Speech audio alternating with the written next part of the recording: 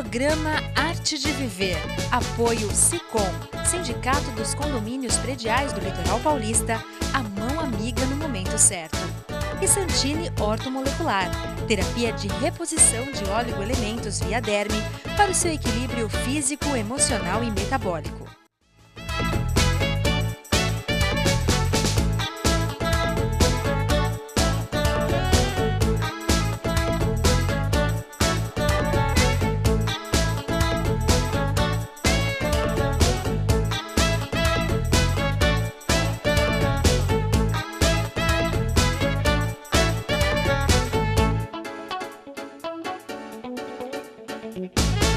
Olá, está começando mais um programa Arte de Viver e hoje eu tenho o prazer de receber, logo nesse começo de ano, Dr. Joel Renó Júnior, que é coordenador do programa de saúde mental do Hospital das Clínicas da Faculdade de Medicina lá da USP, não é verdade? Isso, Programa de Saúde Mental da Mulher. Da mulher. E também estou lá como professor lá do departamento também de psiquiatria da FMUSP, né?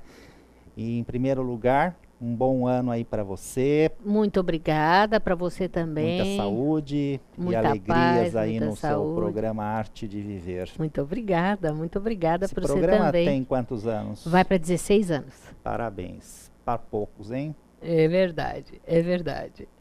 E vamos falar, né? Ano passado falamos sobre tensão pré-menstrual e esse ano gostaria que falar um pouquinho da saúde mental da mulher. Depressão é muito frequente?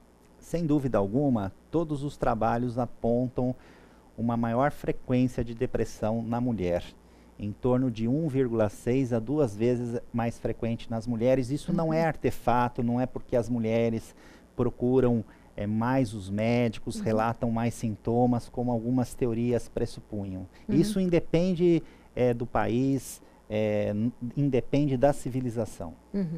Por que ela é mais frequente nas mulheres? A gente sabe que a questão hormonal ela é importante na manifestação da depressão feminina. A gente sabe que períodos de oscilação hormonal, como o período pré-menstrual, o período do pós-parto, o período da perimenopausa, a gente sabe que algumas mulheres elas se tornam mais vulneráveis pelas oscilações hormonais a terem quadros de depressão. A gente sabe que as mulheres também elas têm uma resiliência diferente ao nível de estresse quando comparadas aos homens, ou seja, a forma de lidar com fatores estressores, os motivos desses fatores estressores, e os fatores estressores, eles são gatilhos para quadros depressivos. Mulheres são mais vítimas de abuso físico, abuso sexual na infância, e a gente sabe que um abuso físico, um abuso sexual na infância, ele pode ser responsável por uma depressão uma década após. Olha só. Então isso também é um fator de bastante risco para quadros depressivos nas mulheres. Agora, pode haver diferença sintomatológica entre uma depressão feminina e masculina? Essa é uma pergunta muito interessante, porque a depressão feminina, muitas vezes, ela cursa com sonolência excessiva ao invés de insônia. Ansiedade ao invés da apatia. Muitas mulheres têm uma agitação psicomotora, irritabilidade.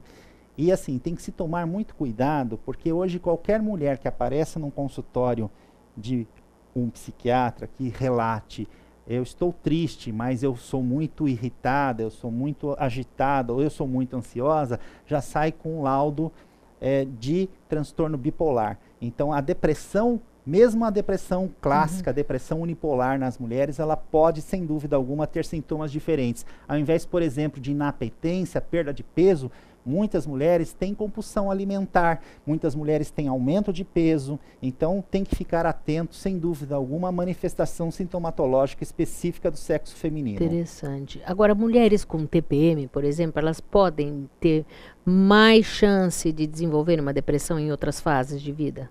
Sem dúvida, é uma pergunta também muito importante, isso é uma verdade. Mulheres com tensão pré-menstrual mais exacerbada, elas têm uma chance maior de terem quadros de depressão pós-parto e de terem quadros de depressão lá na frente, no período de perimenopausa que antecede o início da menopausa. Isso é interessante também. Agora, Uma outra fase que a gente fala bastante é a fase da gravidez, que o pessoal fala que é um período mágico, né, em que a mulher, supostamente, ela estaria protegida, né, com os hormônios, tudo isso. Mas muitas mulheres, elas ficam deprimidas. Olha, essa é uma questão também que as pessoas precisam perder o mito de que a doença mental melhora na gravidez. Pelo contrário, a gente vê que na gravidez nós temos uma taxa de depressão que varia entre 7% a 13%, dependente do trimestre de gestação. No segundo e no terceiro trimestre gestacional, a depressão ela tem uma incidência entre 12% a 13%. E qual pode ser o gatilho, tanto na gravidez quanto no pós-parto? Os gatilhos, muitas vezes, eles envolvem instabilidade conjugal, uma gravidez não planejada, muitas vezes uso de álcool, de drogas, muitas vezes abusos que podem ocorrer nesse período, doenças que ocorreram ou com a paciente, ou com o marido, ou com alguém da família. Então, há diversos gatilhos estressores que podem estar correlacionados, sem dúvida alguma, na depressão, na gestação e no pós-parto. No pós-parto ainda a gente tem a questão da insônia que muitas mulheres ficam por conta da necessidade de amamentar o seu bebê, né? Isso muda muito a rotina de vida dela, do casal, às vezes também tem conflitos conjugais que ocorrem nesse período. Então, vários fatores podem desencadear, sem dúvida alguma, inclusive a depressão não tratada na gravidez pode causar uma depressão pós-parto extremamente grave. Que é a minha próxima pergunta, se pode se tratar a depressão e como tratar na gravidez. No próximo bloco. Ouça agora uma dica do Dr. Rubens Moscatelli, presidente do Sindicato dos Condomínios Prediais do Litoral Paulista. Rubens, eu queria que você falasse hoje sobre o síndico profissional, né? Qual é a situação jurídica, né, desse profissional? Olha, o síndico profissional, que eu costumo chamar de contratado, Mônica, ele tem uma situação jurídica muito semelhante ao síndico não contratado, quer dizer, o condômino que é eleito em assembleia, que vai ser ou não remunerado, só que condômino. É semelhante em que sentido? No sentido da responsabilidade. Agora, quando eu contrato uma pessoa de fora, um síndico profissional, o meu ponto de vista qual é? Eu vou procurar a pessoa mais adequada possível às minhas necessidades. Eu preciso pegar uma pessoa que tenha alguma experiência, de preferência que ele tenha algum curso superior. Essa é a minha opinião, não é obrigação, né? Mas, enfim, por quê? Para que eu possa cobrá-lo. Eficiência, tudo aquilo que eu tenho de deficiência no meu condomínio, se eu estou procurando de fora, alguém de fora, na verdade eu quero excelência. Mas existe vínculo empregatício? Não, de maneira nenhuma.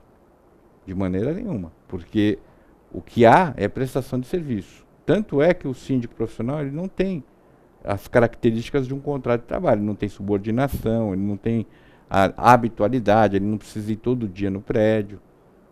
Não é isso. Na verdade, existe um vínculo, sim, jurídico de prestação de serviço, que tem outra natureza. Inclusive, até eu já vi algumas empresas de fornecimento de síndico profissional. Quer dizer, na verdade é como se fosse uma terceirização de síndicos, né? Como existe de funcionário. Só que diferentemente do funcionário, porque o funcionário ele tem uma outra função dentro do condomínio, no caso do síndico, ele já tem uma previsão legal na qual não existe o vínculo trabalhista. Mas a necessidade de que o condomínio conheça o que vai cobrar e participar dessas assembleias para poder fazer com que aquele síndico que eu contratei preste contas dentro daquilo que foi projetado. Muito importante, muito obrigada. Obrigado, até a próxima. Não saia daí, nós já voltamos.